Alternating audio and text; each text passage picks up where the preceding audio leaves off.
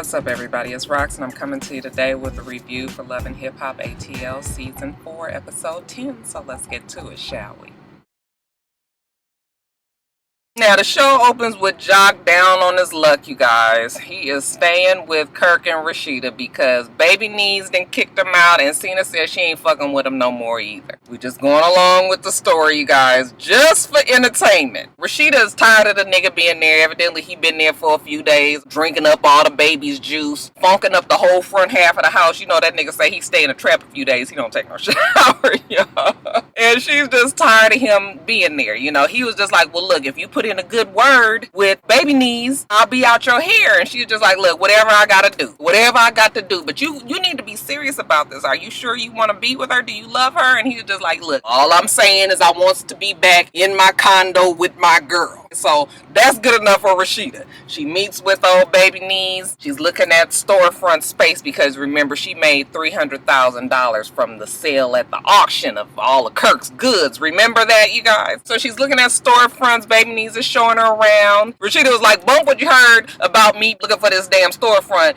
Your man at my house and I'm ready for him to go. He say he love you. He say he's sorry. He say he real sincere. You know, I could tell too, because you can just look at a man and know when they finally hit the bottom and they realize that they have messed up. Hell, I done seen it in Kirk's face about 10 times in the last 2 years. So Baby Knees was just like, look, Rashida, look, we done been through a lot this year. Jock don't seem to know what he wants. I'll take your word for it. If he seems sincere, you know, I'll listen to him and hear what he gotta say. I can probably even forgive him, but I don't know if I can forget about the shit that he's done to me. So I don't really know how this is gonna work out. And Rashida was just like, baby, whatever you gotta do to get the nigga out my fucking house. So Baby Knees goes on and meets up with Jock at some restaurant. Again, he's looking dejected, broke down and busted. He at the table. She walk up all, you know, she playing tough. Bitch probably real happy to see her man. He starts up again with the, you know, I just realized how wrong I was, and I know you're not gonna take me back right now, but eventually we can work on being together. I am hell-bent on working this relationship out. She just looking at him like, And to prove it to you, I've given you this gift. She opens up the bag and it's some damn handcuffs. She's looking at it like, what the fuck is this? And he was just like, look, because a nigga can't control himself and all of his dick problems, what I'm going to propose to you today is that you handcuff me every time you walk out the house. Anytime you are out of my sight, you can handcuff me to whatever it is that's stable, and I will not move or go nowhere. Ladies, let me tell you something. Anytime that you gotta handcuff your man somewhere to keep the nigga from fucking somebody else, just fuck it. Just forget it. What if the goddamn house catch on fire? Now the nigga's fixing to die because he can't control fucking everybody in sight. But she's like, oh, this is cute. You know, she handcuffs him to her, and he goes on with the spiel trying to get her, you know, to sway. She's just like, you know what, I'm not convinced. Did you fuck that bitch when you was over at her house? You know, he was just like, here we go again with all of the questions. Let's just move forward. She's like, okay, see, that's what I'm trying to tell you. I am not ready. You still haven't proven to me that you want to be with me exclusively. I need to know for sure that that's what it is. You love me like you say you do. She handcuffs a nigga to the table. He just like, what you doing? You know, she was just like, you know what, this is where we gonna begin right here. You gonna prove it starting now. So she leaves him handcuffed to the table, y'all. So Kalina is all upset that Tony doesn't want to manage her anymore, so she takes the advice of Rashida and she goes to see your girl Deb Atney. Deb's sitting there waiting on her. She got this look on her face like, what kind of shit do Mona got cooked up for her today? And in walks Kalina, and honey, Kalina jumps right to it. Dirty Money was good. 3 years later, I'm out of Dirty Money. Instead of me hitting the whole solo act, my husband convinced me that I should start writing. So I'm writing. In the middle of all this, I get pregnant. And then I was really stuck. I got 200 damn songs that I have written and I've gotten all together on my computer. Tony don't even want me to do anything with it. I am frustrated because brother man is not giving me the time of day. He got the nightclub. He's got this other artist that he's working with. He's not doing anything with me, and he's supposed to be my manager. Not only that, but all my fucking money is tied up in that bullshit ass club that he got going on with Kevin, and I ain't seen no returns on the shit yet. Damn girl, I need your help. Help me out here. Oh, it's starting to rain. Why is my umbrella in here? Oh, Lord. Oh, yeah, I got it back here. Okay. Deb is just looking at her, and she just looking at her like, all right. All right. Kalina's not just a singer, she's an actual songwriter. Look at my mouth, y'all. She's written for Aretha Franklin, Christina Aguilera, Sierra, and the list goes on. This could really be something big. I was sitting there listening to her talk to Deb, and I was like, so that's how they've been able to keep shit afloat, okay? She's been writing her ass off, okay? Fuck, if I was Tony, I would tell her to write too, so I can get out there and spend the damn money. Deb tells her, look, if you can get Tony to sign off of him releasing himself as your manager, then you know what? You got yourself a deal here. If I come in with this, where are me and Tony gonna be? Because I don't want to have to fuck up no man if I have to, but I will. She didn't say that.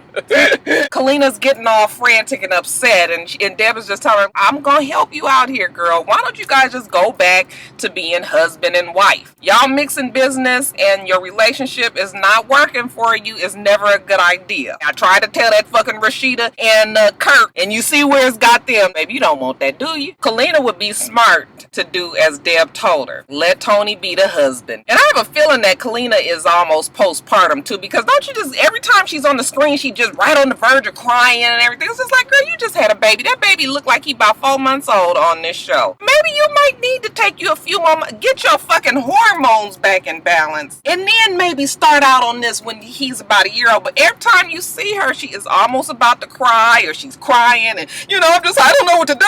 I'm just crazy, I just feel like I'm out here. I'm just like, girl, this a little bit too much for you, maybe. I think that maybe she not all the way back to herself 100% just yet. And then to further prove that maybe she needs a little time to get herself together, she takes Deb up on her advice, and she meets Tony down at the club. She wants him to sign the paperwork. And Tony was just kind of like, well, damn. I know I said, to explore your options and everything, but bitch, I didn't know you was going to run out and get Deb Atney of all people. And she was just like, well, you ain't doing what I need you to do over here. You told me to explore my options. I ain't got time to wait. Sign the paper. So he was just like, oh, okay, well, if you want me to. So he starts to sign it. Then she snatched it back like, you really gonna sign the paper? Now she upset that he gonna sign the paper. She says that she thought that once she gave him the threat that, he'd be like, oh, babe, I'm sorry. We ain't gonna do this whole club thing even though we spent $75,000 on it. We gonna stop all this and I'm gonna get back in the studio with you. Well, it didn't work that way. Backfired. Now she really upset. Like, I can't believe you just gonna drop me like this. He was just like, look, I'm tired of it. That shit is not working for me no more. And she's all just like, well, I just had a baby. And he was just like, look, see, this is the problem. You keep mixing the shit. Let's just talk to business. She was like, our business is personal. Like Deb said, separate the business from the personal. It is not working no more. So she gives him the paperwork. He is signing away his life. There you go, baby. That's what you wanted. Okay, she snatched it like, I can't stand you. You really get on my nerves. Fuck you. I was just like, well, that's what you wanted, right? Okay, you done made your bed. Now it's time to lie in it. Mimi says that she feels bad that she did not tell Aryan the entire story with her and Nico, and that they left off things at a bad point when she was at Margot's art show the other day. So she's going over to Aryan's new condo so, that they can get shit back on track. Aryan was very glad to see her girl because they love each other, y'all. Ain't that sweet?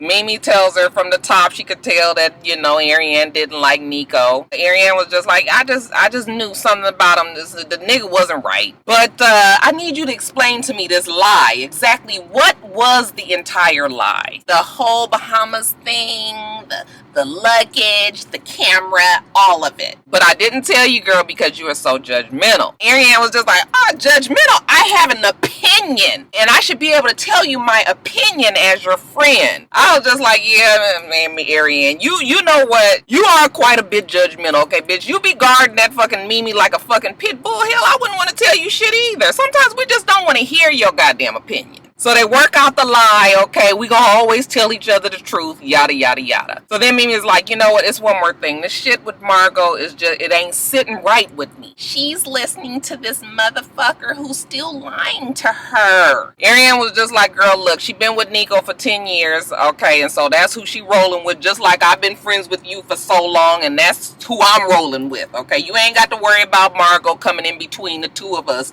We gonna still be best good girlfriends.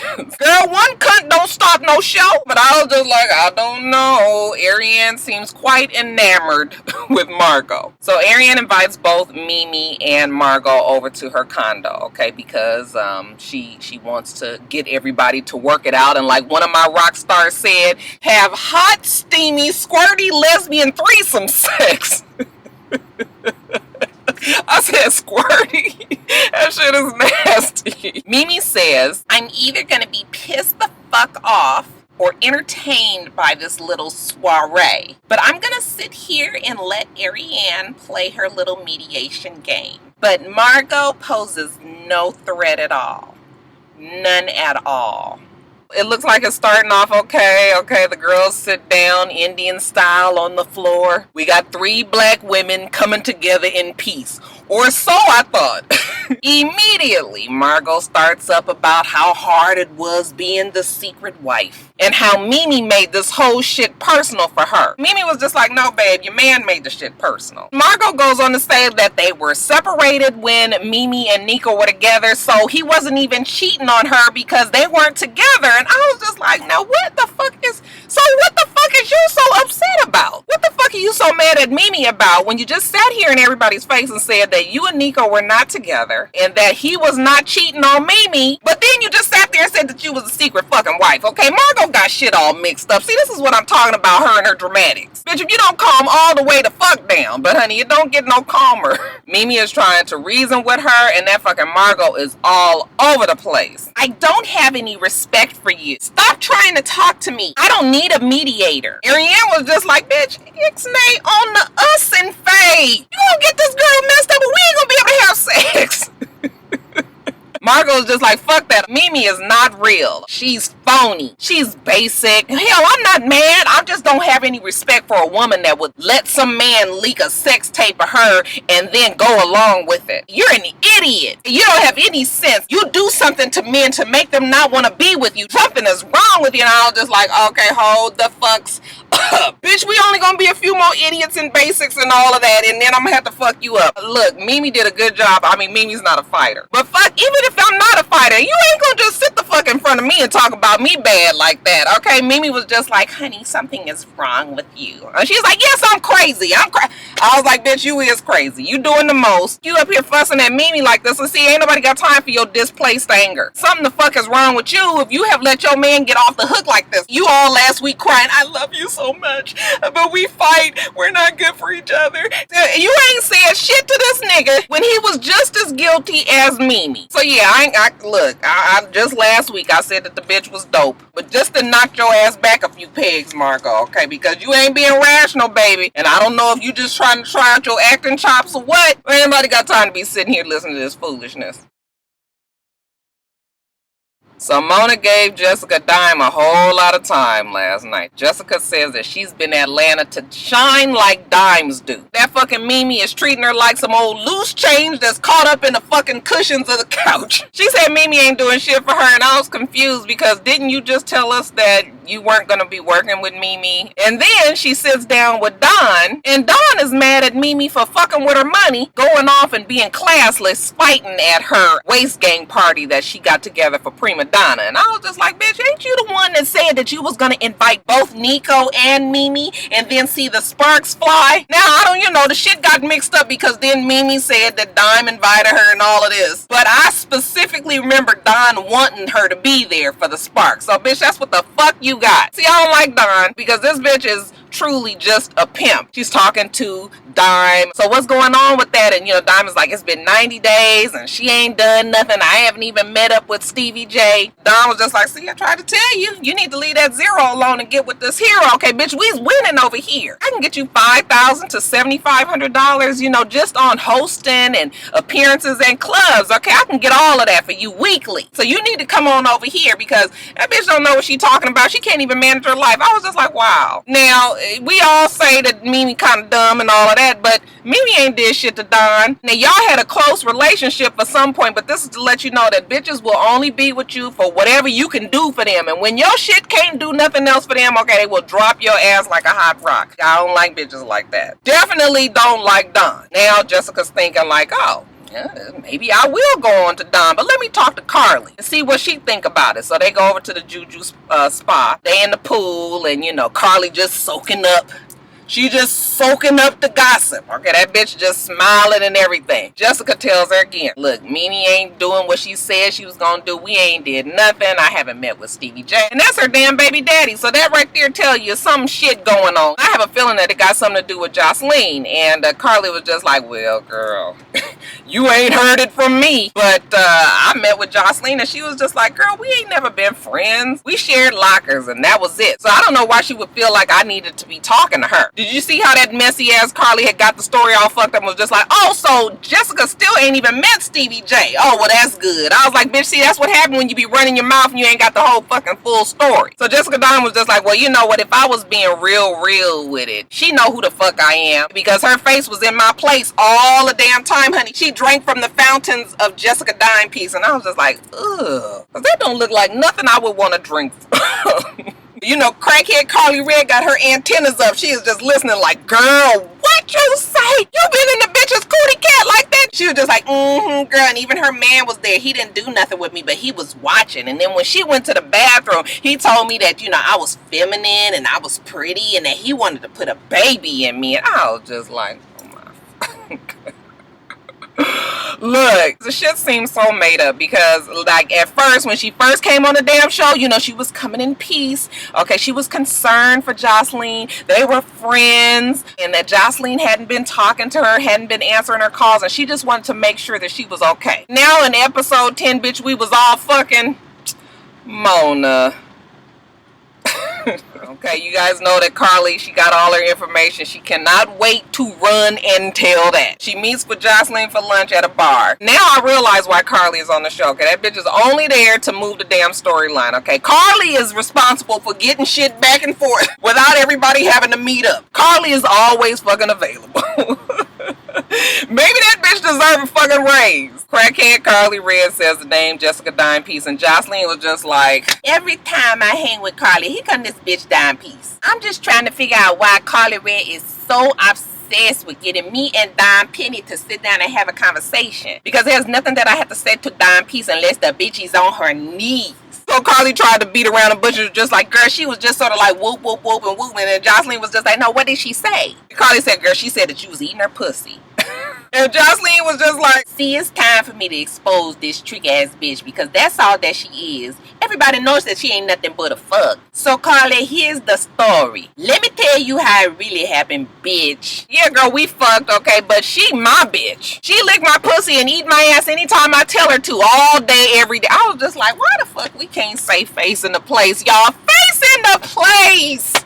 Nasty ass bitches. She was just like, all the football players and the basketball players, everybody pays that bitch, okay, to fuck. That's what she's good for, okay? I don't even have to give her no damn money, but I feel sorry for the bitch because she broke.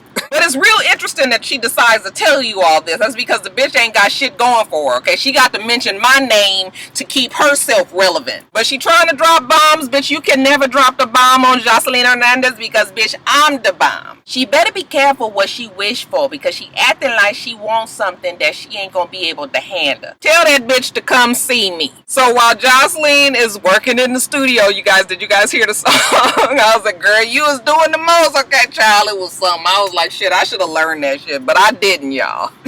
Yes, I did. I think it's the money, mucho dinero, you won't compare, numero zero. Controversy, ha, you just a squero. Shit. Bitch, I done did that fucking song 100 goddamn times in this song. Fuck! I am fucking tired of mucho dinero. You just a zero. Shit. Anyway, you guys, Stevie is feeling it. He's happy, okay? He said he got some big deals in the work. And when Jocelyn find about all the shit, once the ink gets dry on the contract, okay, she gonna love him. And then who should walk in the door but Dime Piece, okay? And she got the weed patch. She like, where Jocelyn at? And he was just like, I knew she been trolling around here somewhere. Because he started talking about how he kind of foggily remembers, some shit that might have went down with. He don't know the storyline just yet, y'all. So he just like, I remember something, but it must not be too much of nothing. I'ma let the lovebirds handle that shit. Jocelyn is in the studio and he say he gonna go off to do some meeting or whatever he gonna do. And she just like, all right, babe. She specifically wanted Dime to come on down to the studio so she can show the bitch how it's done. You over here playing with that motherfucking porn star, wanna be maid, now wanna be manager situation. Bitch, I don't know what you got going on, but now I got to teach you a lesson, trick ass hoe. So it's the meeting of the strippers, you guys. I was just like, boy, this would be a tussle to see, you guys. Who would you put your money on, okay? You know the strippers fight to the fucking death, but I think I might still have to put my money with Jocelyn. She has proven time and time again. Alright, you guys, that said, you guys make sure that you rate, comment, and subscribe to the channel. I'm itsrox. The channel is for itsrox, and everything else I do will be in the bottom bar. Alright. So I hope that you have a wonderful, wonderful rest of your day, and I plan on doing the same. My throat is all fucked up. That damn dead bad knee. Until next time, Roxstars. Bye.